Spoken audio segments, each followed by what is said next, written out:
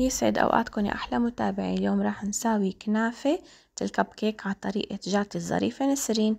لازم أعلمكم إياها. أول شي بدنا نساوي الحشوة.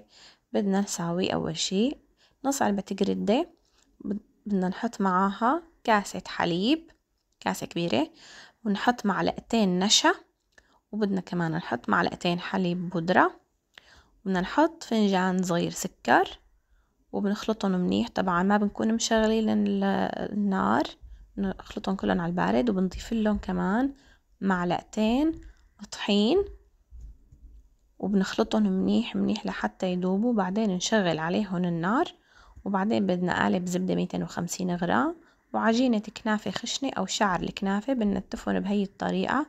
وأنا طلعتهم من الفريزر ونتفتهم بسهولة. فيكم تقصوهم بالمقص وتحطوا عليهم الزبدة أو السمنة الدايبة، وبتجيبوا قالب الكوب كيك. وهلأ هون الكريمة عندي استوت، وبنوزع العجينة على قالب الكب كيك بعد ما ندهنه بالسمنة، وبنحط الحشوة. مو ضروري طبعا تكون باردة الحشوة، ممكن تكون ساخنة ما بيأثر. وبعد ما نحطه بنحط كمان على الوش عجينة كنافة، وبنكبسهم منيح، وبعدين بنحطهم على الفرن المحمى مسبقا على درجة حرارة 250 درجة من تحت ومن فوق.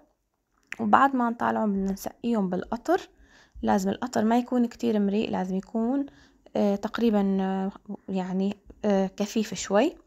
وبعدين نجيب صينية ونقلبهم مثل ما بنقلب اليبرق، وهيك بتطلع النتيجة. بنزينهم طبعا بالفستق الحلبي، وفيكم طبعا تحشوهم كمان جوز أو تحشوهم فستق حلبي. كتير طيبة هي الوصفة، أطيب وصفة كنافة.